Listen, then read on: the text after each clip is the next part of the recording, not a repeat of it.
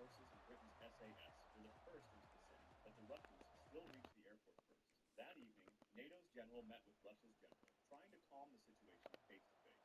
Clark, the commander who had the helicopter idea, still worried that Russia might try to fly in reinforcements using transport planes, so he pressed again to have the runway blocked, but bad weather made it impossible. According to Captain James Clark, Clark even gave an order to overpower the Russians. Jackson refused, famously saying, "I'm not going to start the Third World War." In the end, British commanders were only given permission to surround the airport, not to shut down the runway itself. Meanwhile, the United States pressured neighboring countries. Bulgaria, Hungary, and Romania all refused Russia the use of their airspace, which stopped any chance of Russian reinforcements arriving by air. However, there was yet another danger. The Kosovo Liberation Army opposed the Russian presence and could easily have turned the standoff into a firefight. Luckily, though, instead of fighting, talks brought a compromise. Russia dropped its demand for a separate sector and agreed that its peacekeepers would be spread across Kosovo, working alongside NATO rather than controlling their own exclusive zone. The crisis slowly faded, and that October, the airport reopened as a military base, with both NATO and Russian troops guarding it. Stanislav Petrov Institute. We could say that Officer Stanislav Petrov from the Soviet Union saved the world. If it weren't for him, we wouldn't be watching this video right now. That's because on September 26, 1983, just after midnight, alarms went off deep inside a Soviet command bunker near Moscow. The computers showed something terrible. An American nuclear missile had just been launched, then 4 more followed. According to Soviet military rules, such a warning meant that the officers needed to prepare an immediate counter. Within minutes, the order could have gone out to launch thousands of Soviet nuclear warheads, triggering a full-scale nuclear war. The officer on duty that night was Lieutenant Colonel Stanislav Petrov, and he had been trained to make decisions according to what the system said. However, according to his intuition, something didn't add up. A real U.S. first strike, he thought, would never be just 5 missiles. It would be hundreds, maybe thousands, designed to wipe out the Soviet arsenal in one blow. He then checked the ground radar, which luckily showed nothing. So, against all rules and protocol, he made his choice and reported the alarm to his place. Not having 100% certainty, he waited anxiously for the next minutes, but nothing happened. So Petrov's gamble had been right. Later investigations revealed what really happened. Sunlight reflected from high-altitude clouds had fooled the satellites into thinking missiles were rising from U.S. bases. This happened at a time when U.S.-Soviet relations were at their most dangerous point in decades. Just weeks earlier, Soviet forces had shot down Korean Airlines Flight 007, killing 269 people, including a U.S. congressman, and NATO was preparing to deploy close to 2 missiles in Europe that could strike Moscow in minutes. So Soviet leaders were convinced that NATO might launch a surprise nuclear attack. Afterward, Petrov was questioned, and they buried the entire incident in secrecy. He was never rewarded honors, nor promoted, with the whole world not knowing that he saved humanity for years. Korean War. This was a prolonged war, where the idea of using nuclear weapons was continuously under consideration, and you'll soon understand why. On June 25, 1950, North Korean troops, trained and supplied by the Soviet Union, crossed the border with South Korea. The South was completely unprepared. They had no tanks, only a small air force, and their soldiers were trained mostly for fighting small guerrilla groups, not full-scale war. Within just 3 days, the capital city of Seoul had fallen, and within 2 months, North Korean forces had almost pushed their enemies into the sea, trapping them inside a shrinking area of land called the Pusan Border. The United Nations, led mainly by the United States, threw everything it could into stopping North Korea. This wasn't just a war between the 2 Korean states, but one between the United States and its allies on one side, and China and the Soviet Union on the other. In September, the U.S. launched a pretty risky plan for landing at Incheon. American Marines and South Korean troops stormed the beaches far behind enemy lines, cutting off North Korea's supplies and forcing them to retreat. UN forces then went north, captured Pyongyang, and pushed all the way to the Yalu River, which marked the border. For a short moment, it looked like the whole peninsula might be reunited with the South, but then China stepped in. Hundreds of thousands of Chinese soldiers secretly crossed the Yalu River and launched sudden attacks in October. Their arrival completely changed the war, as U.S. and UN forces were pushed back, and by early 1951, Seoul had fallen again, only to be retaken by the UN just weeks later. After this back and forth, the war slowed down and turned into a deadlock, with trenches being built and both sides fighting around the original divider. Due to this stall, at one point, U.S. generals, including Douglas MacArthur, suggested using nuclear weapons against North Korea or China. Bombers were even loaded with practice versions of atomic bombs to prepare for such an order. President Truman admitted the option was always under active consideration. But Washington held back, afraid that dropping atomic bombs would bring the Soviet Union directly into the war and turn Korea into the beginning of the nuclear war. China also no bombs could fall. The world came very close to nuclear war, but both sides fought fast and ready. The fighting ended with an armistice, with the two Koreas remaining divided and separated by a heavily armed strip of land called the Demilitarized Zone. No peace treaty was ever signed, which means the war is technically still not finished even today. Able Archer, 83. In November 1983, what was supposed to be just a normal training exercise almost destroyed the whole world. NATO was running its yearly war game called Able Archer to test how well its systems would work if the crisis with the Soviet Union ever escalated to nuclear war. However, that year, the exercise looked so realistic that many in Moscow became convinced it might not be an exercise at all, but a cover for a real forced strike. To understand why, you need to see the background. In the early 1980s, relations between the United States and the Soviet Union were at their lowest point in decades. In this tense environment, Able Archer 83 began. But this time, it wasn't just routine drills.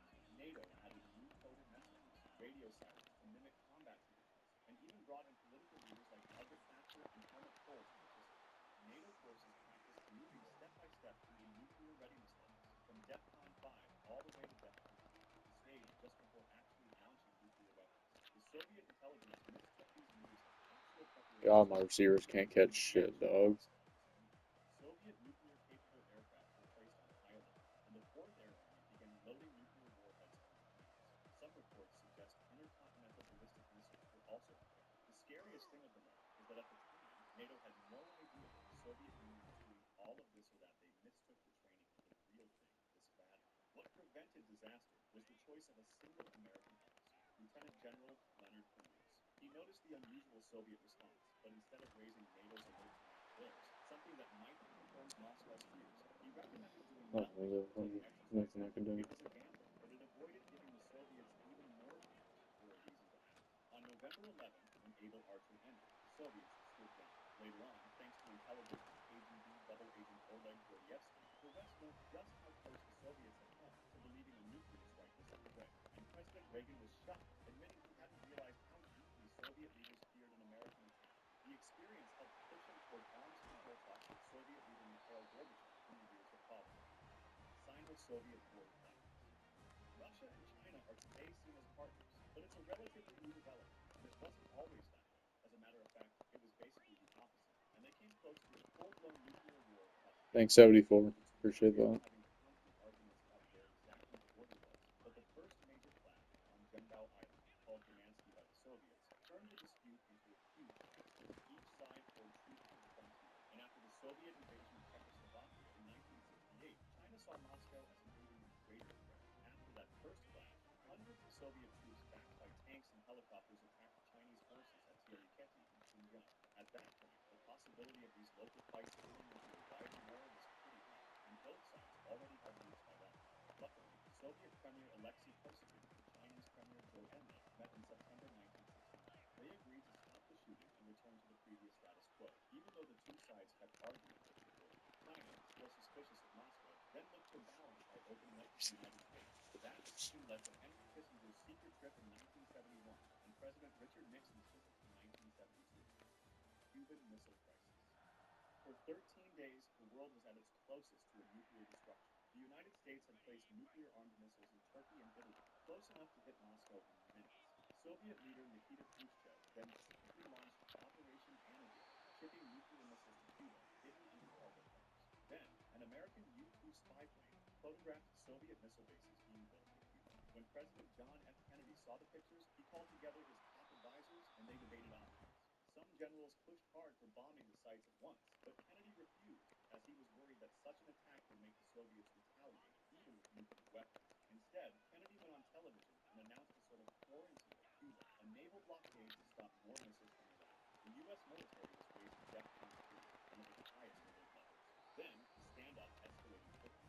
Soviet ships went toward the blockade, and Khrushchev sent one message offering to remove the missiles if the U.S. promised not to invade Cuba, and then another demanding that America also pull its missiles out of Cuba. Meanwhile, Fidel Castro, convinced the U.S. was about to invade, urged Moscow to consider launching a nuclear strike first. The most dangerous day came on October 27th, later called Black Saturday. A U.S. U-2 was shot down over Cuba by a Soviet surface-to-air missile, killing Major Rudolph Anderson, the only combat fatality of the crisis. At the same time in the Atlantic, U.S. destroyers dropped depth charges near Soviet submarine B-59, not knowing it carried a nuclear torpedo. The captain prepared to fire them with one man, Officer Vasily Arkhipov, refused to give his consent. That same day, another U-2 accidentally strayed over Soviet airspace in Siberia. Soviet fighters scrambled, and the U.S. responded with nuclear-armed interceptors to protect and guide the U-2 back into U.S. territory. Understanding the seriousness of the situation, that night, Robert Kennedy met secretly with Soviet Ambassador Anatoly Davrin, and a deal was made. The U.S. would pledge not to invade Cuba and quietly agree to remove its missiles from Turkey and Italy. In return, the Soviets would withdraw their missiles from Cuba. The next day, Khrushchev announced on Radio Moscow that the Soviet missiles would be dismantled, and weeks later, after U.S. reconnaissance confirmed their removal, Kennedy lifted the blockade. Later revelations showed that over 160 nuclear warheads were already in Cuba, including ones that local Soviet commanders had authority to use at the time. After all of this, a direct hotline between Washington and Moscow was set up so leaders could talk instantly in a crisis. Castro felt betrayed by Moscow, excluded from decisions over his own country, and Che Guevara later said that if Cuba had controlled the missiles, he would have launched them no matter the cost.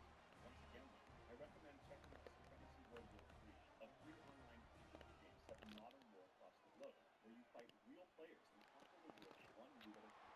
Click the link in the description and grab your exclusive starter kit. It includes one pre-season unit, the Elite Battle Pack, which is worth $25, but only for the next 30 days, so hurry up.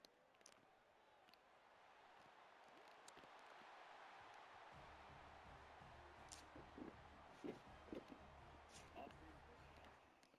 This one is considered by many to be the worst friendly fire incident in history, and it happened because of alcohol. In September 1788, during the Austro-Turkish War, the Austrian army went through the Battle of Karansevets. The Austrian troops were camped near the town of Karansevets, in what is now Romania, and part of the army, around 100,000 soldiers, was sent ahead to look for the Ottoman army. A group of them crossed the river but didn't find anything. Instead, they met some Romani people who offered them alcohol. Later, some more Austrian soldiers also crossed the river and offered to help them, but the first one, who was already drinking, refused and set up a defensive position on the bank. This led to an argument, and someone fired a shot. A fight then broke out between the two Austrian troops. Things got worse very quickly. In the confusion, someone shouted, "Turks! Turks!" in Romanian, and panic spread. Keep in mind that many soldiers came from different ethnic groups and couldn't understand each other. They started running in all directions, and officers tried to stop them by shouting, "Halt! Halt!" in German. But some soldiers thought they were hearing Allah, Allah, and believed the Ottomans were at hand. As the scared soldiers ran back through their own camp, General Colloredo thought it was a real enemy attack and ordered the artillery to fire, killing and wounding a lot of his own soldiers. 2 days after this disaster, the real Ottoman army arrived. They found dead and wounded soldiers, and they took Karansevets without any fighting. No one knows exactly how many Austrians died. Some reports say 150 were killed, and others say more than 1,000 were wounded. So surprising.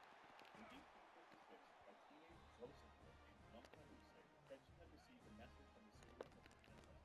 They told her that the Joseph people must kill all their cattle and destroy their crops. At the time, many cattle were already dying from a disease called lung sickness, and she said that the spirits promised that if the Exosa followed these instructions, the dead would rise, healthy cattle would appear, crops would grow again, and the European colonizers would return. Nanka Luce's uncle, Malakaza, who was a spiritual leader and former Christian convert, believed it.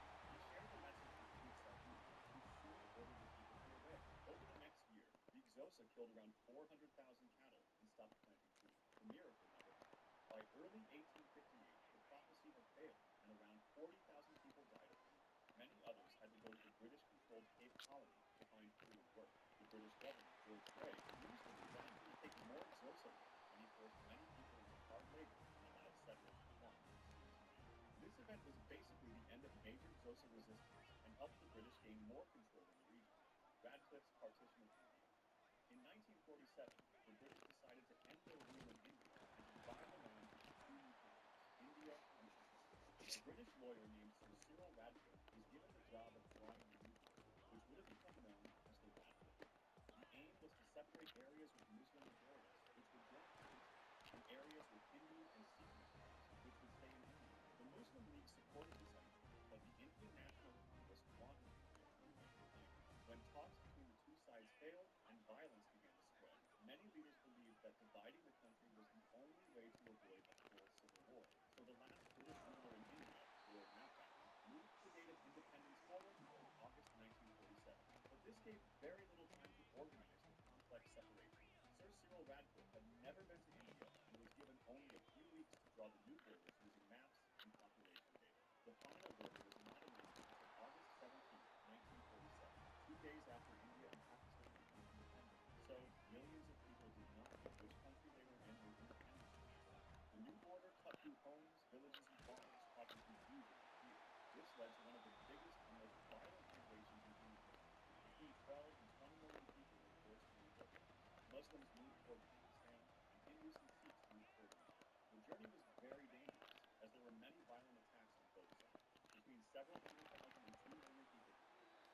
also terrible stories of massacres, torture, and the kidnapping of tens of thousands of women.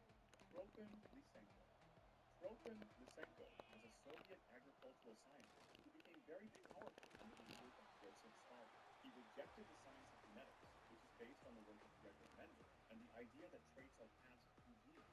Instead, Lysenko believed that traits learned during a plant's or animal's life could be passed on to their offspring. For example, he said that exposing wheat seeds to cold would make future plants more resistant to cold. He also claimed that plants of the same type would help each other grow instead of competing for food. These ideas had no scientific proof, but he was good at gaining political support. Since his theories promised quick results during a time of food shortages, Stalin and the Communist Party strongly supported him, and in 1940, Lysenko became the director of the Soviet Union Institute of Genetics. This gave him control over all biology research on Earth. He used his power to attack real genetic science, and scientists who disagreed with him were fired. Many were sent to prison, and some, like the famous plant scientist Nikolai Vavilov, died in jail. Making Lysenko's ideas the official policy had terrible results. He forced farmers to use his unproven methods, like planting seeds very close together, because he believed they would compete. These methods failed, causing crop disasters and contributing to famines that killed millions of people in the Soviet Union. Lysenko's influence even spread to China in 1958, where his ideas helped cause the Great Chinese Famine, which also led to millions of deaths. After Stalin died, Lysenko began to lose power, and scientists like Andrei Sakharov openly criticized him as a fraud who damaged the Soviet state. Lysenko was finally removed from his position in 1965, but he had already caused millions of deaths by that time. Training Mamluk slaves.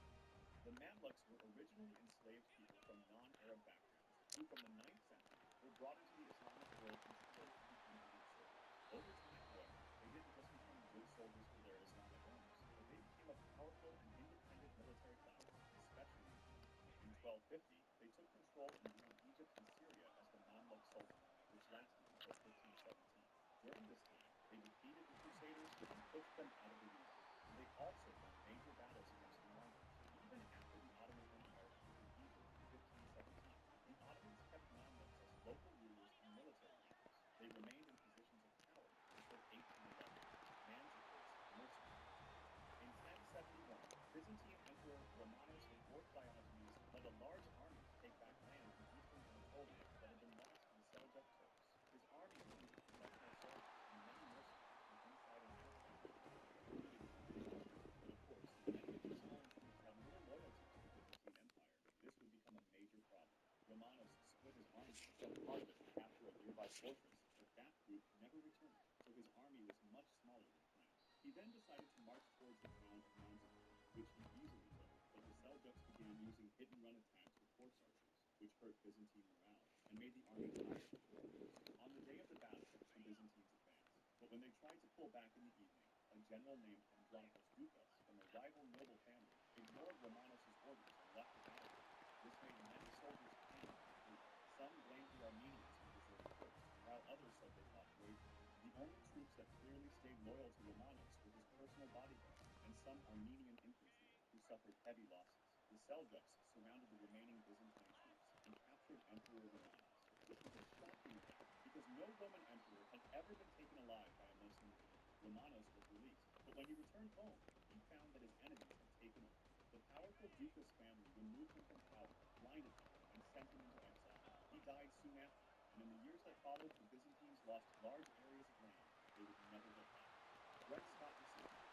In 1857, the United States Supreme Court made a decision in the case of Dred Scott versus Sandford that had a huge impact on the country.